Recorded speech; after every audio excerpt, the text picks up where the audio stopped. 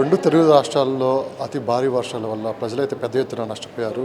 నిజంగా ఏపీలో అయితే దాదాపు 50 ఇయర్స్ తర్వాత ఇలాంటి వరదలు వచ్చాయని చెప్పి కూడా పెద్ద ఎత్తున చర్చ కూడా జరుగుతుంది. స్వయాన చంద్రబాబు నాయుడు గారే గత 4 రోజుల నుంచి ఫీల్డ్లో ఉండి కూడా మొత్తం సహాయ సహకారాలు కూడా చేస్తూ ప్రభుత్వం తరపున ముందుకెళ్తున్నారు. అదేవిధంగా సినీ వర్గాల నుంచి కూడా వీళ్ళ తరపున ప్రజలకు ఎంతో కొంత సహాయం చేయాలని చెప్పి ఈరోజు ముందుకు రావడం కూడా జరిగింది. ముందుగా రెండు తెలుగు రాష్ట్రాల్లో ఇంత పెద్ద వరదలు ప్రజలు కూడా చాలా నష్టపోయారు. సో ఇదంతా చూసిన తర్వాత డైరెక్ట్ స్వయాన ముఖ్యమంత్రి గారు దాదాపు 4 రోజుల నుంచి అదే వాటర్లో నడుస్తూ ముందుకెళ్తూ ప్రజలకి కావాల్సిన అన్ని సౌకర్యాలు అయితే అక్కడ ఏర్పాటు చేస్తున్నారు. దాని గురించి ముందుగా మీరేమంటారు?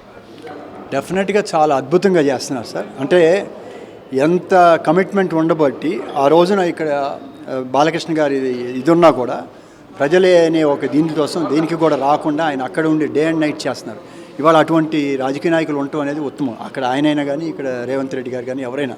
సో ఆయన ఏజీ అన్నీ పట్టించుకోకుండా ప్రజలు నన్ను ఇంత ఇది చేసినప్పుడు నేను చేయాల్సిన బాధ్యతని ఆయన ఫుల్ తీసుకొని ఆయన అంటే ఆయన స్ట్రెంగ్త్ని మించి పనిచేస్తున్నారు.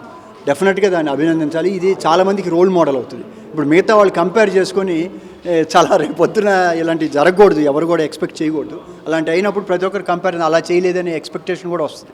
సో అందరు కష్టపడాల్సి వస్తుంది ఇది.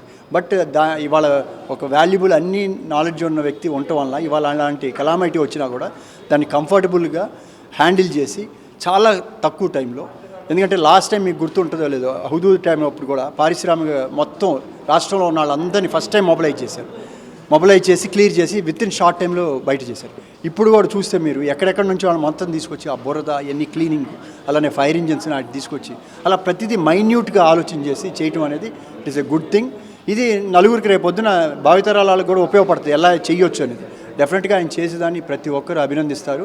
అలానే ఇమ్మీడియట్గా కావాల్సింది ఫుడ్. ఆ రోజులు మనకు కావాల్సింది చాలామంది స్పందించారు, పెద్ద పెద్ద కంపెనీలు స్పందించినాయి, ఇండివిజువల్గా స్పందించారు. ఫుడ్ కొరత లేదు, విపరీతమైన ఫుడ్ కూడా చాలా వచ్చింది. కొంత వేస్ట్ అయిపోతుంది ఎందుకంటే ప్రాపర్గా వెళ్ళలేని పరిస్థితి అన్ని ప్లేసెస్లో.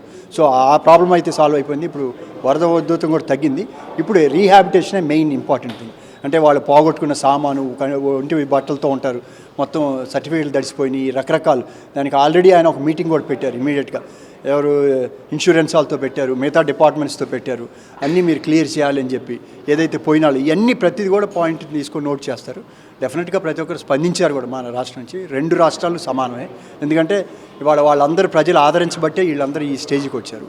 సో వాళ్ళు ఎక్కడ కూడా అక్కడ ఎక్కువ ఇవ్వాలి ఇక్కడ తక్కువ ఇవ్వాలని లేదు, ఏది వచ్చినా కూడా సమానంగానే చేస్తున్నారు. డెఫినెట్గా అభినందన. ఇక్కడ ఏంటంటే పాయింట్ ప్రతి ఒక్క హీరోకి ప్రతి ఒక్కరికి ఫాలోవర్స్ ఉంటారు, లేకపోతే ఒక రోల్ మోడల్గా. ఎందుకంటే ఏం చేసినా కూడా అది ఈజీగా అడాప్టబుల్ అవుతుంది. అందుకని వీళ్ళు స్పందించడమే కామన్ మ్యాన్ కూడా నేను నా హీరో స్పందిస్తాను, నేను ఎందుకు స్పందించకూడదు, నా పక్కనాడికి నేను ఎందుకు హెల్ప్ చేయకూడదు అని ఒక క్రియేటివ్ ఒక బజ్ ఏర్పడటం కోసమే ఇక్కడ మెయిన్ అండి.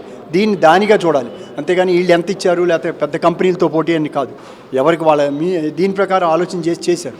డెఫినెట్గా ఇది మంచి కార్యక్రమం ప్రతి ఒక్కరు తోడు. ఇప్పుడు రావణాసురుడి మీద యుద్ధంకి వెళ్ళేటప్పుడు ఉడత వచ్చి వీళ్ళంతా ఇది తీసుకెళ్తుంటే మునిగి ఇసుకని తీసుకొచ్చింది. అలా ప్రతి ఒక్క వ్యక్తి కూడా సాటి వ్యక్తికి నేను సపోర్ట్ చేయాలి, నేను అతని కష్టంలో నేను ఆదుకోవాలనే ఒక చైతన్యం క్రియేట్ చేయగలిగితే ఇవన్నీ నథింగ్ అండి, ఫ్రీగానే వెళ్ళిపోతాయి సార్. Thank you.